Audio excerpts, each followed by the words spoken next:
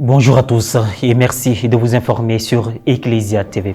Le samedi 30 septembre 2023 à Abidjan, près d'une quarantaine de migrants vulnérables ont bénéficié d'un appui financier et de sessions de renforcement de capacités en rapport avec leur projet.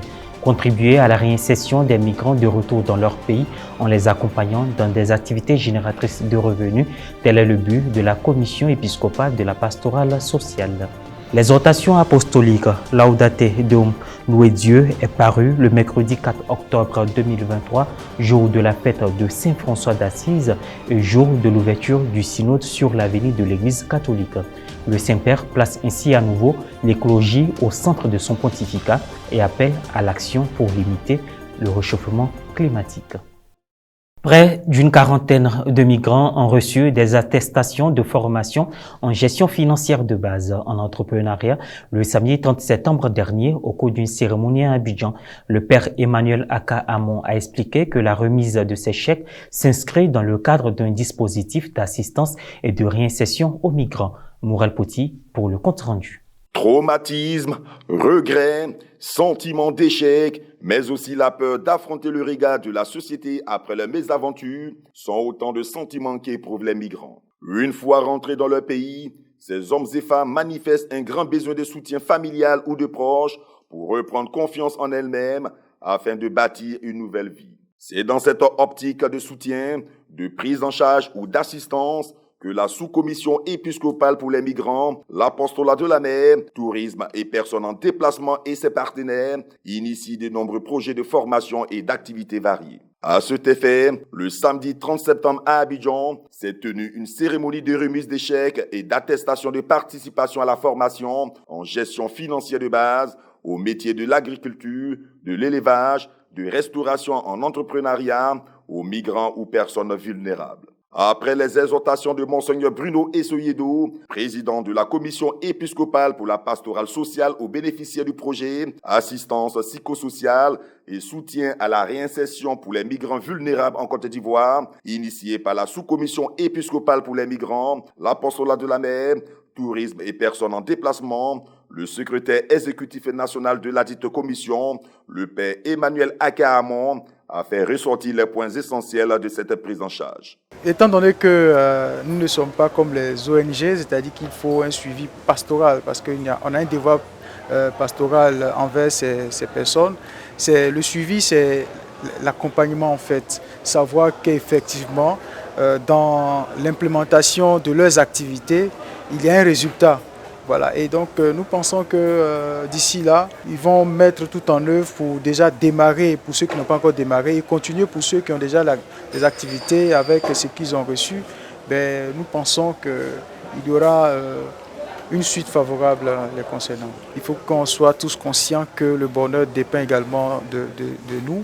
Et eux en particulier, il est important de savoir mettre à profit ce qu'ils ont reçu gratuitement et gracieusement grâce à l'Église de Côte d'Ivoire et tous ses partenaires. Pour rappel, l'Église a célébré la Journée mondiale du migrant et du réfugié le dimanche 24 septembre autour du thème « Libre de choisir d'émigrer ou de rester ». L'église Saint-Pio de Dabou a célébré en toute simplicité une messe d'action de grâce en l'honneur de son saint patron, Padre Pio, le dimanche 1er octobre. Cette célébration, qui marquait aussi les 5 ans d'existence de la paroisse, a été présidée par son Excellence Monseigneur Jean-Salmon Lesouché, évêque de Yopougon. Papier-image, Jean-Baptiste Blaoua, correspondant local RNC, commentaire, Maria Bissier. Diocèse de Yopougon, ce sont les fidèles de la paroisse Saint-Pio de Dabou, venus nombreux avec une joie indescriptible, communier avec le clergé le dimanche 1er octobre dernier pour la célébration des 5 ans d'existence de leur paroisse et célébrer leur saint patron. La fête de Saint-Pio de Pietrelcina est célébrée le 23 septembre, jour de sa mémoire liturgique et jour de sa naissance au ciel. Différentes allocutions ont marqué le début de ce jubilé de bois. La célébration eucharistique a été présidée par l'ordinaire du lieu, son Excellence Monseigneur Jean-Salomon Lesoutier, et concélébrée par des prêtres. Lors de son homélie, l'évêque du diocèse de Yopougon s'est réjoui des 50 ans de vie religieuse de la sœur Symphorée. Le prélat a ensuite félicité l'ensemble du clergé et tous les paroissiens pour l'évolution de la paroisse Saint-Pio. C'est au Togo que j'ai vu fêter les religieuses. On est arrivé jusqu'à 50 ans, 55. Mais quand on a appelé 60 ans, je me disais, mais ils vont déranger beaucoup de ceux qui sont âgés. Les 60 ans sont venus. Et puis on a dit 65 ans. Et 65 ans, elle était seule. Elle a commencé, dès le début de l'église, à danser jusqu'à l'autel. Elle était très en forme. Donc je vous souhaite d'arriver à 65 ans et en forme. Merci. Nous, on se débrouille avec les 5 ans. 5 ans.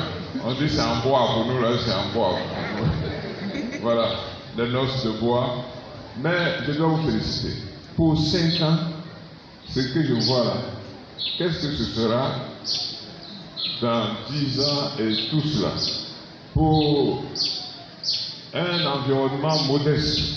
S'en suivi les rites et offrandes par mouvements et associations de la paroisse.